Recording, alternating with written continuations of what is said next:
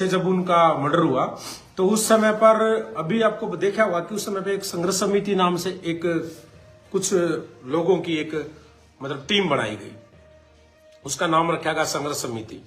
संघर्ष समिति में कोई आम राजपूत युवा तो कोई लिया नहीं, लेकिन हाँ नेता वगैरह जरूर थे और समाज के जो बुद्धिजीवी लोग थे वो सारे थे।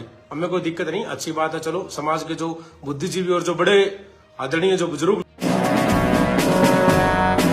हेलो गाइस, स्वागत है आपका फिर से जिला न्यूज़ थाना न्यूज इंजेक्शन के अंदर। गाइस आज ओकेंद्र राणा लाइव आए और उन्होंने राजपूतों के नाम और राजस्थान के नाम एक संदेश दिया है, जिसके अंदर उन्होंने राजपूतों को जो अभी एक प्रकरण हुआ था उसके बारे में उन्होंने वहां पर बातें की।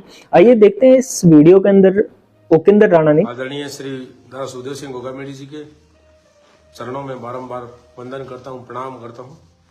अभी बात यह है कि जैसे जब उनका मर्डर हुआ तो उस समय पर अभी आपको देखा होगा कि उस समय पे एक संघर्ष समिति नाम से एक कुछ लोगों की एक मतलब टीम बनाई गई। उसका नाम रखा गया संघर्ष समिति। संघर्ष समिति में कोई आम राजपूत युवा तो कोई लिया नहीं, लेकिन हाँ नेता वगैरह जरूर थे और समाज के जो बुद्धिजीवी लोग थे वो सारे थे। हमें कोई दिक्कत नहीं, अच्छी बात है। चलो समाज के जो बुद्धिजीवी और जो बड़े आदरणीय जो बुजुर्ग लोग होते हैं या फिर बड़े लोग होते हैं वही बड़े फैसले लेते हैं, उससे किसी को भी कोई दिक्कत नहीं थी।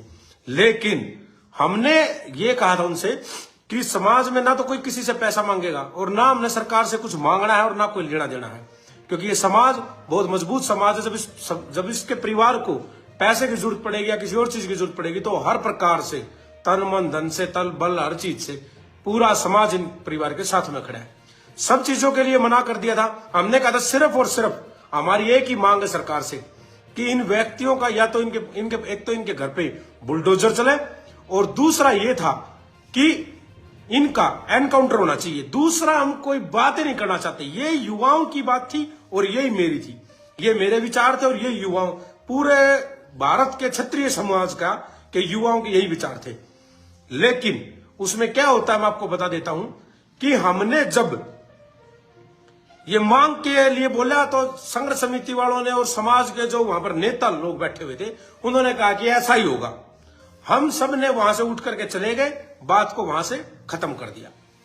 72 घंटे का अल्टीमेटम दिया गया। 72 घंटे में उन्होंने उन लोगों को पकड़ लिया, अपराधियों को पकड़ने के बाद में हम अब उनसे सवाल कर रहे हैं, फिर उनसे फोन कर रहे हैं तो वो कह रहे हैं कि जी अभी पूछताछ चल रही है। तो पूछताछ 2 दिन में 4 दिन में हो जाएगी, उसके बाद में एनकाउंटर होगा या नहीं होगा ये आप जवाब देंगे या नहीं देंगे। उसके बाद में हम ये बात करना चाहते हैं आपसे कि समाज के अभी मौजूदा जो सरकार है भाजपा के, तो 16-17 तो अभी विधायक बने हैं भाजपा के और एक आधा जो निर्दलीय प्रदलीय था वो भी बीजेपी की गोदी में आके ही बैठना है, वो भी वहां पर सारे बैठे हुए थे। 20-22 जो विधायक हैं, 20-21 वो सारे के सारे वहां पर बैठे थे, जिनमें कुछ पिछली जो सरकार थी कांग्रेस की उसके भी कुछ विधायक थे और उसके कुछ मंत्री भी बैठे हुए थे बड़े बड़े जो हमारे समाज से थे। 36 बिरादरी के लोग वहां पर थे, लेकिन मैं नेताओं की बात कर रहा हूं, स्वयं जातीय बंधुओं की जो मेरे समाज के थे।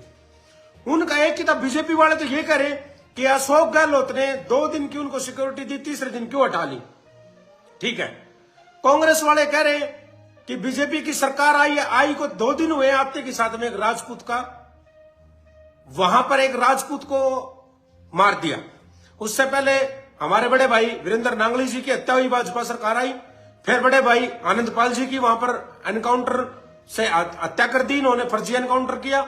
उसके बाद में अब बीजेपी सरकार आई तो सुखदेव जी की हत्या हो गई। अब मेरी बात यह है कि ये तो आरोप लगा रहे हैं कांग्रेस वाले, बीजेपी वाले लगा रहे हैं कि अशोक गहलोत ने सिक्योरिटी क्यों नहीं दी और उसके बेटे पे वैभव पे भी बात करने।